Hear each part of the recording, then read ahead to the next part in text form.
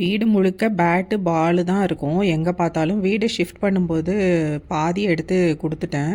மீதி பார்த்தா இன்னும் அதிகமாக இருந்தது. இதில் ஆளுக்கு ஒன்று 3 மட்டும் எடுத்துக்கிட்டு மீதி எல்லாத்தையும் குடுத்துடலான்னு சொன்னோன்னே, பாதி மனசோட வந்து 3 பேட்டு மட்டும் எடுத்துக்கிட்டாங்க. மீதி எல்லாத்தையும் க்ளீன் பண்ணியாச்சு. ஸ்கூல்லேருந்து வந்தால் பசங்க சாப்பிடுவாங்கன்னு இன்றைக்கி சப்பாத்தியும் பன்னீர் பட்டர் மசாலாவும். ஆயில் விட்டு கரம் மசாலா பொருள் சேர்த்துக்கணும். வெட்டின வெங்காயத்தை ஆட் பண்ணிக்கலாம்.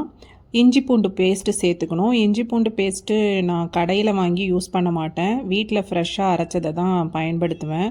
எனக்கு கடையில் வாங்கினா அந்த ஃப்ளேவர் வந்து பிடிக்கிறது கிடையாது. வதங்கினோன்னே தக்காளியையும் ஆட் பண்ணிக்கலாம். அதுக்கப்புறம் முந்திரி பருப்பையும் சேர்த்து அதையும் நல்லா ஃப்ரை பண்ணிக்கலாம். பன்னீர் எடுத்து வாஷ் பண்ணிவிட்டு க்யூப்ஸாக கட் பண்ணி ஆயிலில் ஃப்ரை பண்ணி எடுத்துக்கலாம்.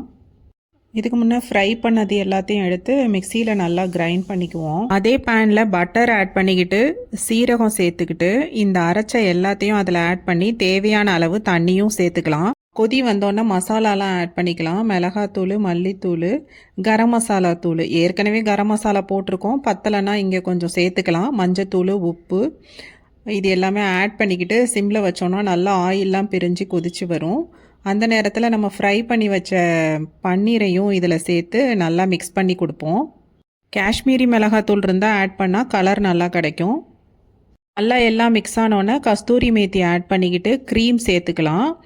க்ரீம் இல்லைன்னா மில்க்கு இல்லைன்னா பாலாடை இது மாதிரி சேர்த்துக்கலாம். என்கிட்ட க்ரீம் இருந்தது, நான் ஆட் பண்ணிட்டேன். காலையில் ஸ்கூலுக்கு ரைஸ் எடுத்துகிட்டு போனாங்க. சரி சப்பாத்தி பண்ணலாமேன்னு பண்ணது.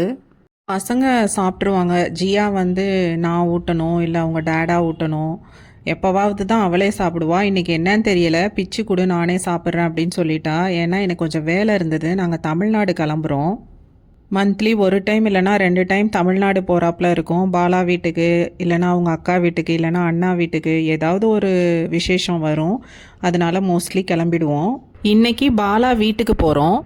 ஷான் வந்து நான் வரல, எனக்கு படிக்கணும், நிறையா ஒர்க் இருக்குது அப்படின்னு சொல்லிட்டான். நான் ஜியா அவங்க டேடா 3 பேரும் தான் போகிறோம்.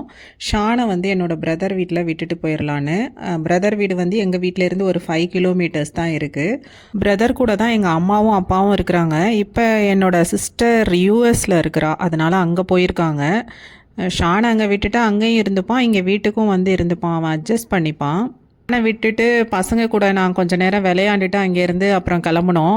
பெங்களூர் டிராஃபிக் வந்து பெங்களூர்லேருந்து ஒசூர் வரத்துக்கே ரொம்ப லேட் ஆகிடும்.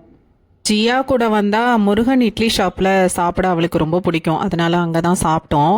எனக்கும் அந்த பொங்கலை பார்த்தோன்னா டயட்லாம் கொஞ்சம் ஓரம் கட்டி வச்சுட்டு நானும் சாப்பிட்டுட்டேன். திங்ஸ் எல்லாம் வாங்கிக்கிட்டு வீட்டுக்கு வந்து சேர நைட்டு 2:30 ஆயிடுச்சு.